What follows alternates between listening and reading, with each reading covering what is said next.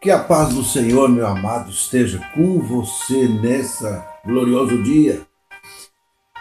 Vamos meditar aqui no livro de Daniel, no capítulo 27, que fala das 70 semanas.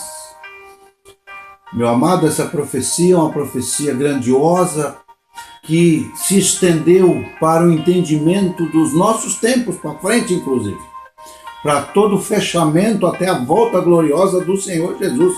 Essa profecia, Daniel estava no exílio com seu povo, ele compreendeu pelos livros de Jeremias que tinha chegado o tempo de aquele exílio acabar. Ele começou a orar, pediu perdão a Deus por si, pediu perdão a Deus pela nação, reconheceu que estavam ali no exílio por causa dos seus pecados, por terem desobedecido a Deus, e ele se pôs a orar e a confessar os pecados, o seu e o da nação, e buscou o Senhor. E Deus então se apresentou a ele ali através do anjo. Só que o Senhor não falou só daquele tempo, daquele exílio que ia libertar eles, mas deu uma profecia que se estende até os nossos dias. E essa é a profecia das 70 semanas de Daniel, pelos quais rapidamente vamos passar.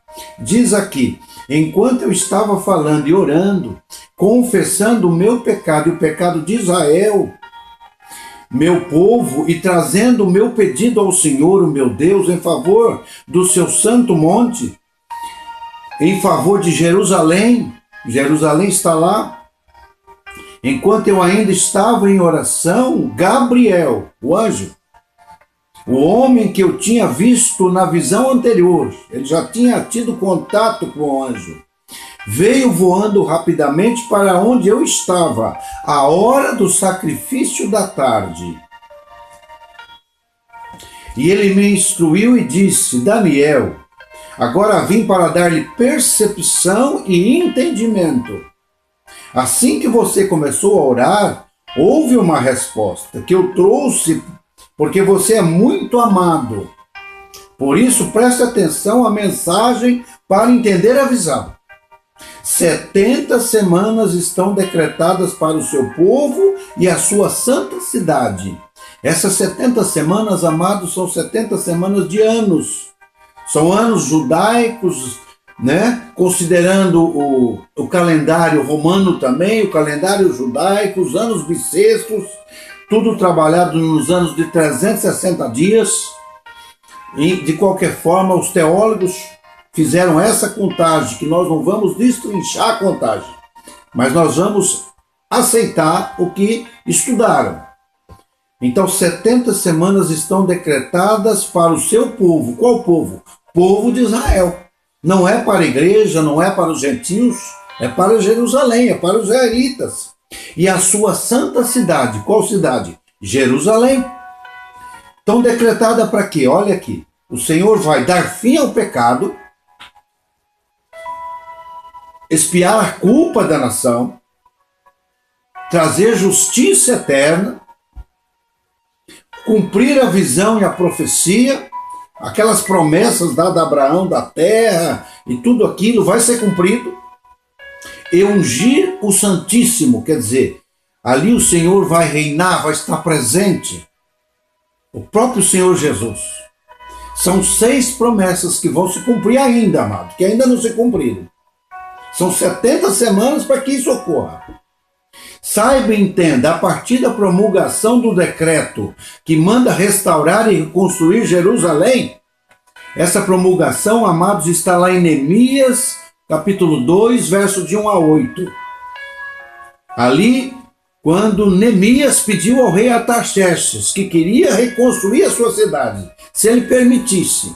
Se você for lá em Neemias 2, de 1 a 8, é essa ordem que saiu. O rei deu essa ordem, deu essa permissão, deu cartas para que Neemias fosse e passasse os rios e apresentasse aos governadores e não tivesse impedimento para reconstruir a cidade. Ele recebeu essas cartas. Então, a partir dessa ordem de o rei Artaxerxes, começa a contar as semanas. Então, a partir da promulgação do decreto que manda restaurar e reconstruir Jerusalém até o ungido. o príncipe, o Messias, até ele chegar, até o Messias chegar, até que ele venha, olha aqui, haverá 7 semanas e 62 semanas. Quer dizer, 7 semanas a partir da promulgação e a reconstrução do templo, que se dá uns 49 anos, e depois mais 62 semanas. Passado mais 62 semanas, vai chegar até o Senhor Jesus naquele dia em que ele entrou em Jerusalém como rei. Então são 69 semanas até o ungido, até o Messias. São 7 semanas que intervém a reconstrução da cidade e mais 62 semanas até chegar o ungido. São 69 semanas. Vão passar, falta uma semana, são 70. Continuando. Ela será reconstruída com ruas e muros, mas em tempos difíceis. Foi reconstruída a cidade. Depois das 62 semanas, tinham passado 7 semanas, mais 62 semanas. Olha bem, o ungido será morto, Jesus Cristo será morto. Então 7 semanas, mais 62, 69 semanas. Jesus será morto, o Senhor será morto. E já não haverá lugar para ele. Ele foi morto. Aquele reinado que ele ia fazer parou. Ficou faltando uma semana. É nesse momento, amado, que se passaram 483 anos. Seriam 490. Esses 7 anos o Senhor ia estabelecer o seu reino ali. Ia purificar a nação, ia estabelecer os seus ministérios, ia reinar com Israel. Mas foi interrompido. Ficou faltando uma semana. São 483 anos até a morte do Messias. Faltando 7 anos para se cumprir. Só que Deus disse, olha, vou chamar um povo que não era o meu povo. Porque fui rejeitado. Aqui houve a rejeição do Messias pelos judeus. Então Deus chamou a igreja, estabeleceu a igreja. E a igreja está nesse parêntese. Da morte do Senhor até o dia que for feita uma aliança pelo anticristo. No momento em que haverá o arrebatamento da igreja. Porque o Senhor tratou com a igreja? Começou a tratar com a igreja quando ele ressuscitou e em Pentecostes ele capacitou essa igreja. Ele tratou porque foi rejeitado pelo Messias. E enquanto ele está tratando com a igreja, ele não está tratando com os judeus. Só aqueles que se convertem à fé cristã e aceitam Cristo são salvos. Mas a nação em si, essas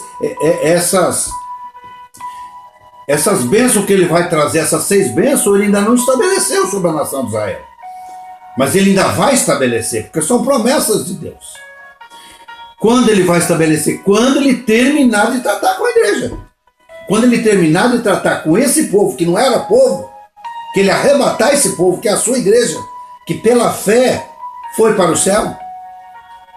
Então ele volta a tratar com Israel, porque ele tem bênçãos terrenas para Israel. Bênçãos governamentais para Israel. Ele volta a tratar.